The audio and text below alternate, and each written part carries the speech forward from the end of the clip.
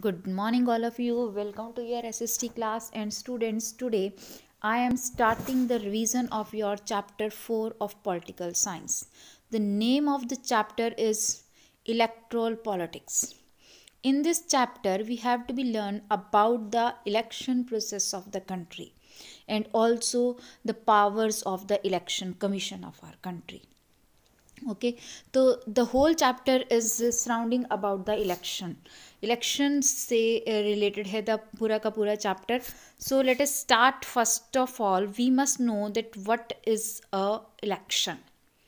Election take place regularly in a democracy. As we all know that India is a democratic country, and elections are very important feature of a democracy.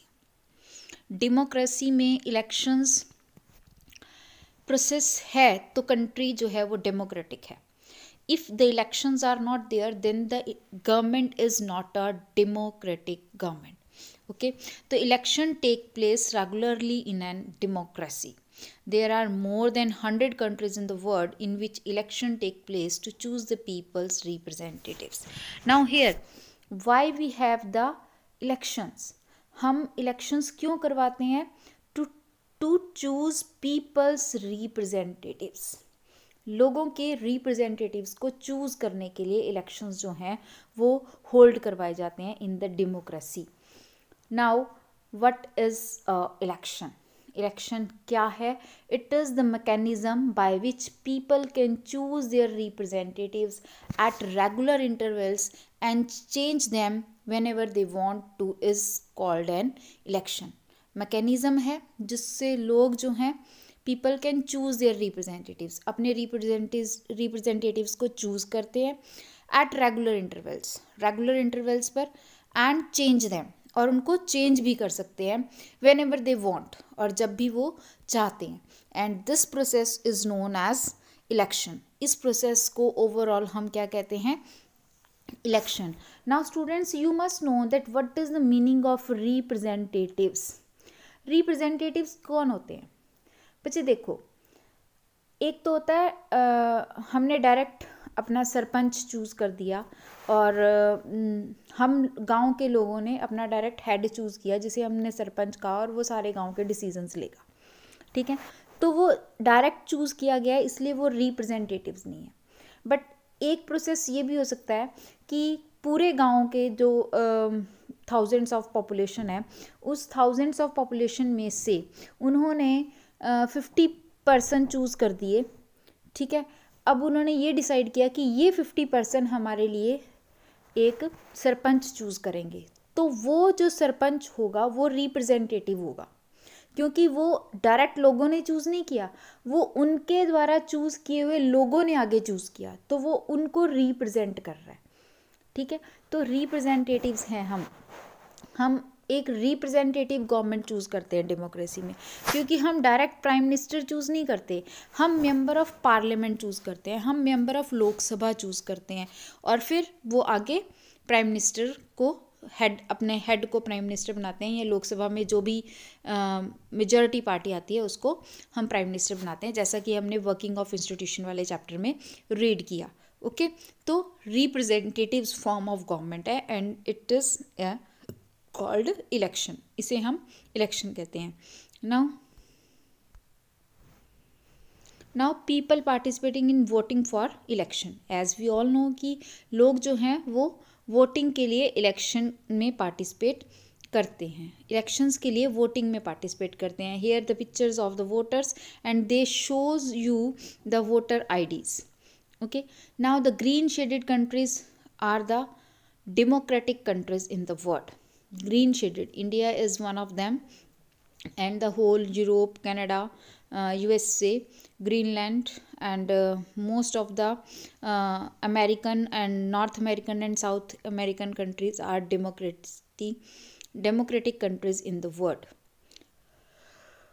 Okay,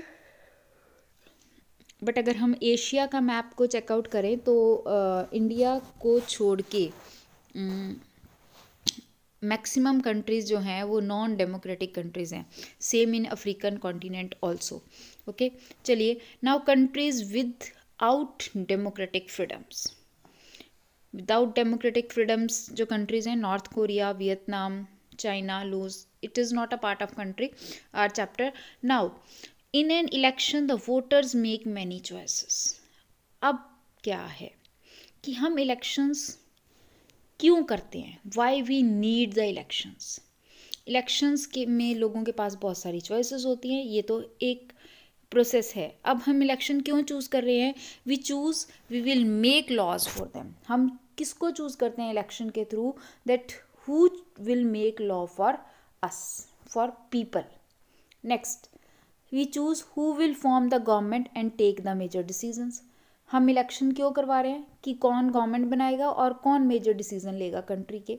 ठीक है, कि party कौन सी आएगी, guide कौन सी करेगी government, और law making process में कौन पार्टिसिपेट करेगा. For all these three process we need election. Now let us come on the election process of the country.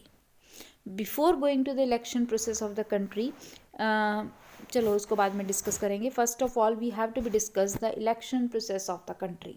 India का जो इलेक्शन प्रोसेस है वो स्टेप बाय स्टेप है. सबसे पहले इलेक्शन हम इलेक्टोरल कॉन्स्टिट्यूएंसीज चूज़ करते हैं.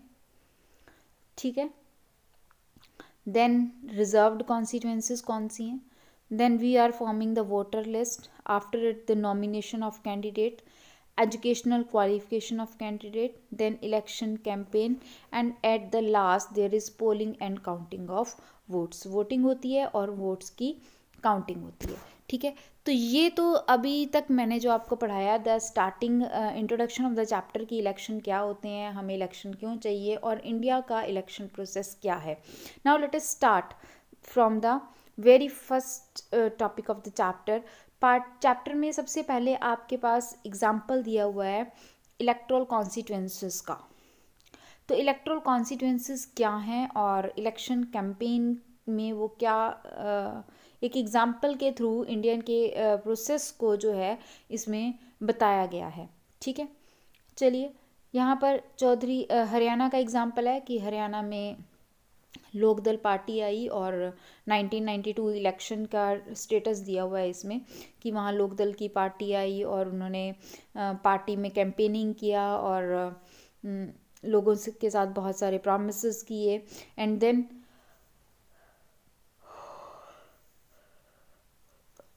People choose Chaudhary Devi Lal as their chief minister.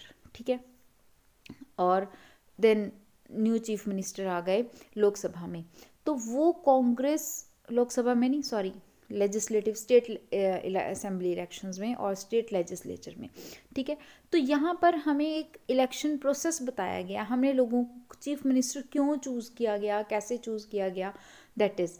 अब देखिए इसमें ये भी है, Lok Dal has party won 76 out of 90. तो 76 क्या हैं, कॉन्स्टिट्यूएंसीज थी, 90 कॉन्स्टिट्यूएंसीज थी, जिसमें से 76 कॉन्स्टिट्यूएंसीज पर लोकदल जो है वो जीत गई. ठीक है, तो कॉन्स्टिट्यूएंसीज के बारे में यहाँ पर हमें एग्जैक्टली पता चलता है. चलिए, now come on the topic is why do we need election in democracy. हमें इलेक्शन की आवश्यकता क्यों है. अभी मैंने आपको ऊपर बताया, we need elections for that who take all the decisions. हम किसके लिए इलेक्शन, हम गवर्नमेंट क्यों चूज़ कर रहे हैं कि हमारे लिए डिसीजन कौन लेगा, बट उसके लिए भी हमें इलेक्शन प्रोसेस की ज़रूरत क्यों पड़ रही है. इलेक्शन प्रोसेस की ज़रूरत इसलिए पड़ रही है because we are living in a huge country, in a big country, in a vast country. हम बहुत बड़े कंट्री में रहते हैं जिसमें अगर हम इलेक्शन प्रोसेस नहीं रखेंगे तो नेक्स्ट तरीका, नेक्स्ट मेथड क्या है अपने लीडर को चूज़ करने का, कि सभी लोग इकट्ठे बैठें और then they choose the leader. जैसे कि गांव में लोग इकट्ठे बैठते हैं, मीटिंग करते हैं और सरपंच चूज़ कर देते हैं. But it is not possible at the country level. Country level पर ये चीज़ पॉसिबल नहीं है. ठीक है, तो why we need election in a democratic country. The large countries like India partially, practically, it is not possible for people to sit together every day and take all the decisions. So for taking decisions we need election, जो अभी बताया मैंने. Nor everyone has the time and knowledge to take the decision. सबके पास time भी नहीं है और नॉलेज भी नहीं है. Most democratic people rule through representatives. इसलिए हम अपने रिप्रेजेंटेटिव्स चूज़ करते हैं. और रिप्रेजेंटेटिव्स को चूज़ करने के लिए what we need essential elections. ठीक है. Now which are the choices getting a voter during the time of election. अब इलेक्शन के टाइम पर क्या चॉइसेस आती हैं वोटर के सामने. वोटर क्या सोचकर वोट डालता है. वोटर को ये सोचना है कि मैंने किसको रिप्रेजेंटेटिव बनाना है, कि कौन मेरे लिए कानून बनाएगा, कौन मेरी गवर्नमेंट के मेजर डिसीजंस लेगा और कौन मेरे लिए पॉलिसीज़ को बनाएगा, गाइड करेगा. ठीक है. चलिए, अब हमारे पास ये आता है that what makes an election democratic. ये हमने चैप्टर 2 में भी पढ़ा था, in which we learn about what is democracy. Democratic countries कौन से होते हैं? Where people have one vote one value. यही पढ़ा था ना. ठीक है. तो डेमोक्रेटिक कंट्री में इलेक्शन प्रोसेस को डेमोक्रेटिक किस फीचर्स से बनाया जाता है, क्या प्रोसेस है जिससे हम ये कहेंगे कि yes it is a democratic country and election are democratic in this country. If you remember, we learn about the examples of Pakistan, China, Mexico, Zimbabwe. In all that examples, we learn that the elections are not democratic in that countries. The process of choosing the leader is not democratic. That's why that countries are not a democratic countries. So what will the features of a democratic country? One, the very first feature, that everyone should be able to choose. It means that everyone should have one vote and one value. ठीक है. सबसे पहला feature क्या है democratic election का? That there should be one vote and every vote should have equal value. Next, there should be something to choose. The parties and candidates should be free to contest the election and should offer some real choice to the votes. Choice भी लोगों के पास सही होनी चाहिए. Third, election should be at regular interval. Election should be at regular interval पर होने चाहिए. After every 5 years जैसे इंडिया में है कि इलेक्शंस होते हैं, तो इट मीन्स कि after every 5 years we have a chance to assess the government whether the government working is proper or not, whether we have to be continue with the same government or to change the government. तो election regularly at regular interval पर होने चाहिए. The candidate preferred by the people should get elected. और जो लोग choose कर रहे हैं उसी को इलेक्ट, जिसको लोगों ने प्रेफरेंस दी है वही इलेक्टेड होना चाहिए. यहाँ पर वही है कि माल प्रैक्टिसेस से जो लीडर है वो चूज़ होकर नहीं आना चाहिए. Election should be conducted in a free and fair manner. This is very much important. ये सबसे इम्पॉर्टेंट फीचर है कि इलेक्शन जो हैं वो क्या होने चाहिए, that should be in fair manner. वो फेयर मैनर में होने चाहिए. This is a picture of our parliament. Now come on the next topic. This is the different type of election in our country. In this we have to learn कि हमने अभी election process पढ़ा, election का what are the process that makes the country election democratic. Now here 2 type of elections also, that is general election, by and mid term election. Okay, general election that is hold regularly after every 5 years. After every 5 years हम जो elections को held करते हैं वो हमारे general elections हैं. ठीक है.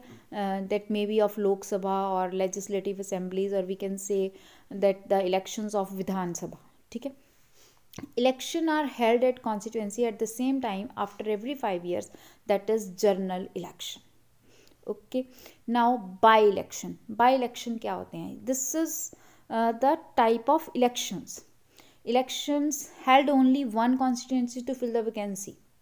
अगर बाई इलेक्शन क्या होते हैं कि अगर किसी कॉन्स्टिट्यूंसी में ही, सिर्फ एक कॉन्स्टिट्यूंसी में इलेक्शन जब हम होल्ड करते हैं, जब वहाँ का लीडर बाय चांस किसी वजह से रिज़ाइन दे जाए या उसकी डेथ हो जाए, वैकेंट हो जाए सीट, तो उसको फुलफिल करने के लिए when we arrange the election then they are known as by election, तब हम उन्हें बाय इलेक्शन का नेम देते हैं. एंड मिड टर्म इलेक्शंस क्या होते हैं, जैसे कि if you remember in chapter 5 when I told you about the powers of cabinet और लोकसभा की पावर्स को जब मैंने डिस्कस किया था, तो हमने एक फीचर डिस्कस किया था, that is Lok Sabha have the right to pass the vote of no confidence. Vote of no confidence क्या होता है कि अगर लोकसभा में vote of no confidence pass हो जाए तो प्राइम मिनिस्टर को रिज़ाइन देना पड़ता है, और उसके साथ साथ दूसरे जो मिनिस्टर्स होते हैं उनको भी रिज़ाइन देना पड़ता है. तो उस समय क्या होता है कि लोकसभा जो है वो बिफोर 5 years भंग हो जाती है, डिज़ोल्व हो जाती है. ओके, इफ़ द लोकसभा और state assembly dissolve before completing its tenure, then the elections are arranged and that elections are known as mid term elections. हम उन इलेक्शंस को क्या कहते हैं, मिड टर्म इलेक्शंस.